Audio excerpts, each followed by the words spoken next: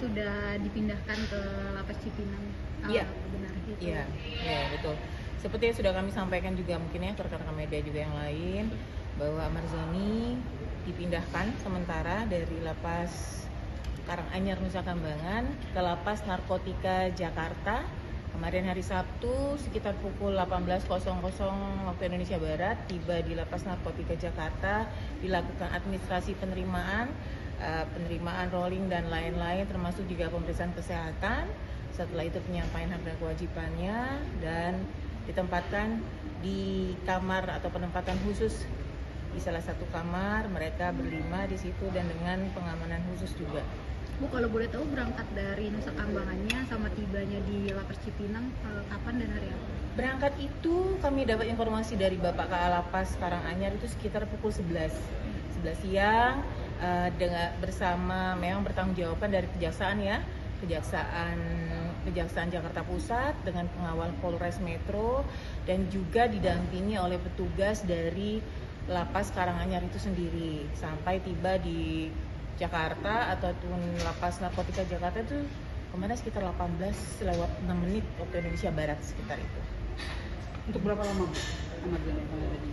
Seperti surat keputusan dari Bapak Dirjen menanggapi atau merespon surat permohonan dari Kepala Kejaksaan Negeri Jakarta Pusat setelah selesai penempatan itu sementara sampai dengan persidangan.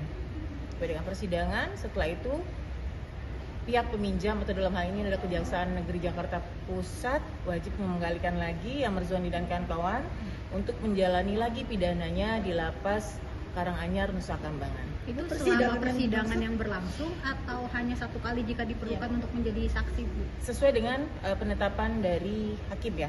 Berarti kebutuhan dari persidangannya seperti apa? Berarti tidak menutup kemungkinan nggak sampai putusan ya, Bu? Kita lihat nanti kalau memang sudah tidak ada lagi persidangan ya harus kembali lagi menjalankan lagi pidananya di sana. Bu, berarti satu ruangan itu isinya 5 orang apa satu-satu? 5 orang, jadi blok itu atau tempat itu namanya patsus ya, penempatan khusus. Di sana juga ada juga warga binaan dari Nusa Kambangan juga yang sedang dilakukan pemeriksaan juga beberapa perkara yang lain lah ya, seperti itu. Dan memang sama karena dia kategorinya high risk, penempatannya juga sendiri. Mereka berlima memang, tapi memang terpisah dengan warga binaan yang lain. Salah satu penutup mata itu juga di bagian prosedurnya maksudnya kan iya itu sudah ada SOP-nya karena termasuk kategori high risk. Mungkin akhirnya bisa membawa Ahmad Zoni dari Nusa Kambangan ke sini apa sih Bu yang membuat akhirnya memutuskan itu kan padahal ini apa sih namanya? High risk ya. Ya.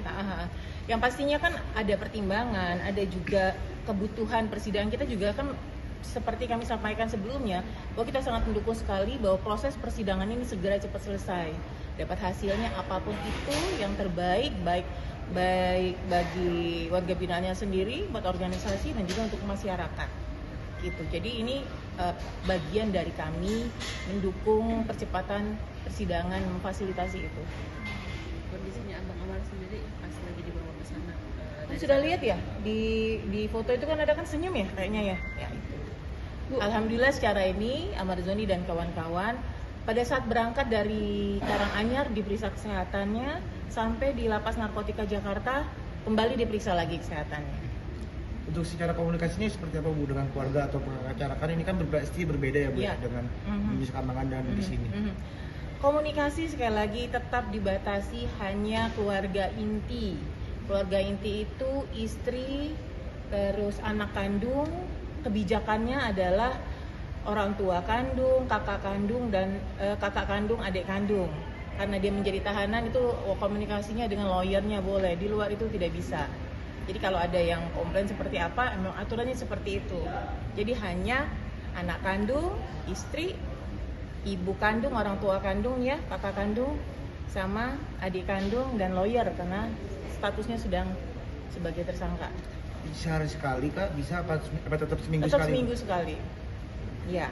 Kan karena di sana juga kan di Karanganyar di aturan permennya itu terkait dengan penanganan high risk itu memang 1 minggu sekali. Gitu. Bu, jika nanti putusannya sudah ketahuan itu apakah dia tetap di sana dan kenapa alasannya harus tetap di sana Bu? Di sana tuh di mana? Di Nusa Kambangan. Nah, sekali lagi nih saya edukasi teman-teman dan juga masyarakat. Nusa Kambangan itu ya, lapas super maksimum security itu seluruh warga binaan dilakukan asesmen setelah menjalani 6 bulan. Setelah dari asesmen itu, setelah 6 bulan adanya penurunan risiko, maka dia bisa turun, tidak lagi di Nusa Kambangan. Jadi tidak lagi di high risk Karanganyar. Jadi adanya kita bikin high risk itu tuh bukan berarti dia akan selamanya di situ.